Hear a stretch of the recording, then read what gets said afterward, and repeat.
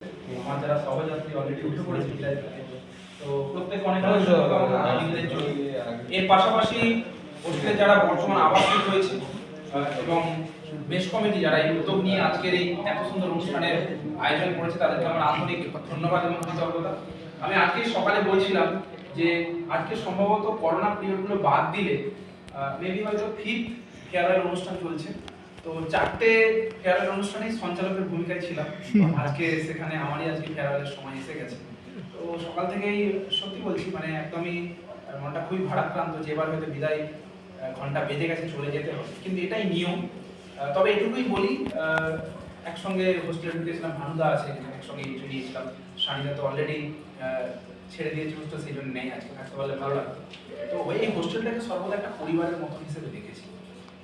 একদম আমি new boys হোস্টেলেও mace committee ছিলাম, আবার এই হোস্টেলেও মেস কমিটি হয়েছি।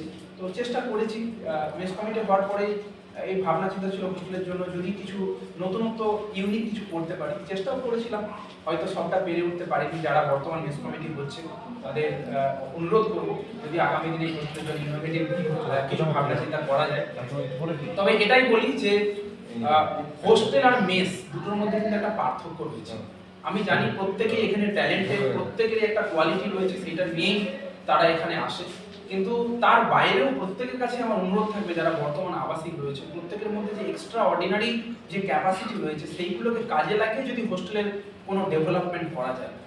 আমি খুব ভাগ্যবান মনে করি নিজেকে।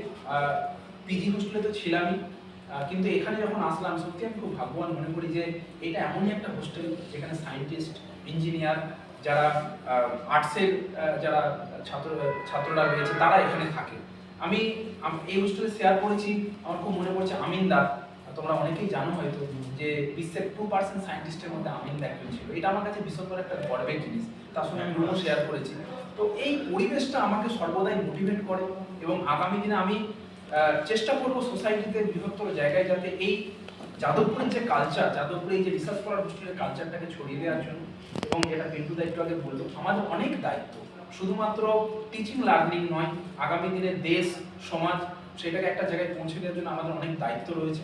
সেগুলোতে নিশ্চয়ই আমরা প্রত্যেকে একসঙ্গে সেই দায়িত্ব তুলে নেব।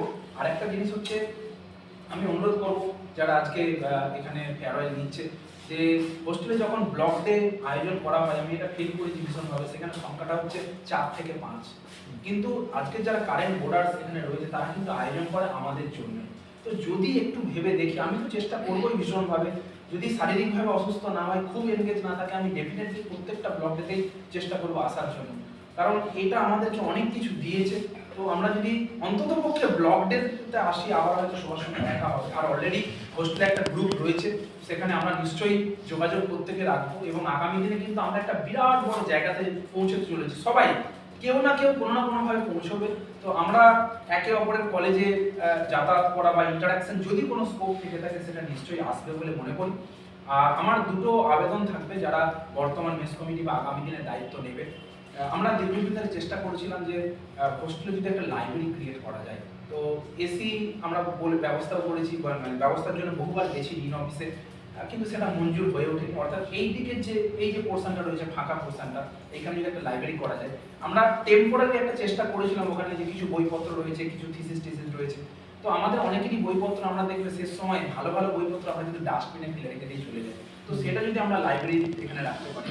আরেকটা জিনিস হচ্ছে মেস কমিটির সুবাদে আমার মনে হয় এখনো প্রায় 50 থেকে 60-70 জন তারা কিন্তু ওয়েটিং এ রয়েছে, যারা হোস্টেলে আসতে পারছে না। তো যারা বর্তমান তোমরা আবাসিক রয়েছে, যদি সেকেন্ড কোনো একটা রিসার্চ করার হোস্টেলের আবেদন করা যায় ডিন অফিসে গিয়ে বা আমাদের যারা কর্তৃপক্ষ রয়েছে, তাহলে হয়তো বাকি যারা স্কলার রয়েছে তাদের জন্য অনেক বড় একটা অপরচুনিটিস হতে পারে। এবং এই যে হোস্টেলে আমরা রুমগুলোতে থাকছি সেটা খুব একটা যে ফ্রেন্ডলি সেটাও নয়। তো এই বিষয়টা যদি দেখে, এবং আরেকটা অনুরোধ প্রত্যেকের কাছেই থাকবে যে হোস্টেলের ছড়িয়ে ছিটিয়ে অনেক জিনিসপত্র থাকে, সেটাকে যদি নিজেদের পরিবারের মতন করে আমরা ভালোবাসি, দেখবে অনেক কিছু করতে ইচ্ছা করবে। ব্লগ থেকে শুরু করে, সরস্বতী পুজো থেকে শুরু করে, ট্যুর থেকে শুরু করে, মানে আমার না খুব কষ্ট লাগে। আমি যখন দেখি যে ভানুদা, তারপরে তাপস, তারপরে অমর বলেছিল, মানে বিগত কয়েকটা ট্যুরে এরা যেভাবে খাবার দাবারের দায়িত্ব নেয় বা হোস্টেলে কোনো কিছু বলে, আমি প্লিজ ওদের জন্য একটা ক্লাব দাও। কারণ এরা ভীষণ ভালোবাসে, আমি আবার বলছি পরিবারের মতো দেখে। তো প্লিজ প্রত্যেকের কাছে অনুরোধ থাকবে যারা তোমার বর্তমান ভোটার রয়েছে আবাসিক, যে যখন 2-3 জন মিলে কোনো কাজ করছে